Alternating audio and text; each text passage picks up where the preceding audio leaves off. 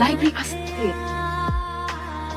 Varsity না চিল করা পড়ালেখা করা সো চিল কর মানে পড়ানো আফসোস কর পড়ালেখা কেন করছিস? চিল তো করি, মাঝে মাঝে পড়াশোনা করা উচিত, তোদেরও করা উচিত। শোন তুই তো পড়তেছিস না, সাথে সমস্যা হবে। কিভাবে? ওই যে দেখ পুরো দেশের শিক্ষা ব্যবস্থাকে নিয়ে একবারে পড়তেছিস, ওদেরকে ইন্সপায়ার করতেছিস, পড়ালেখা কর।